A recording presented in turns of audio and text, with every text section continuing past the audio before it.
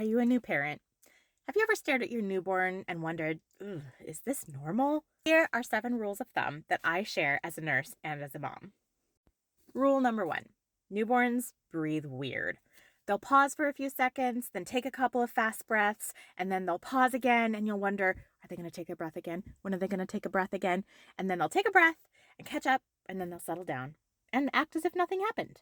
It's absolutely terrifying the first time you see it. It's called periodic breathing, and in healthy newborns, it actually improves as their brain matures, and it's completely normal. They are still adjusting to life outside the womb, and they are still trying to learn how to regulate their own respiratory cycle. So it's okay. When you should be concerned is if they're holding their breath for long periods of time or if they're starting to change color. If you're starting to notice any like grayish color in their skin or bluish color or any bluing around the lips, that sort of thing, then that's when you should maybe be concerned. Rule number 2: newborns are loud sleepers. Grunting, squirming, stretching, dramatic faces, it's all normal. A quiet, completely still baby is actually the exception and not the rule. Rule number 3: if your baby's arm or leg does little shakes periodically and your heart drops and you're wondering, oh my gosh, are they having a seizure? Touch them.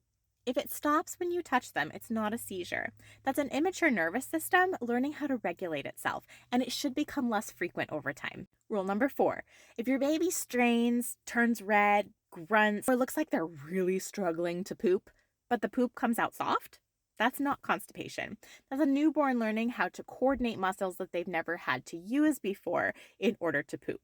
So, don't go running for anything like the rectal thermometer or glycerin suppositories. Now, if your baby actually does have hard stools and is straining and showing all those signs, or they're pooping less than normal, then that's when you might want to have a call to your pediatrician's office.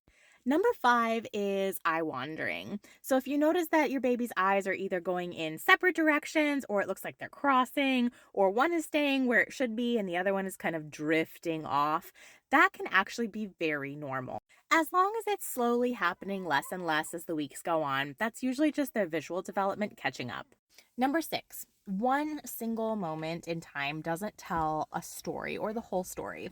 What we care about, especially with kids, is patterns. So if there's something that you're concerned about that's happening over and over, you need to ask yourself, is it getting better? Is it getting worse? Is it staying the same? The trend of what's happening matters more than isolated scary moments. Rule number 7, and this one is extremely important. I don't care how normal something is supposed to be based on what you've heard. If you're nervous, if your intuition as a parent is telling you that something is wrong, call your pediatrician.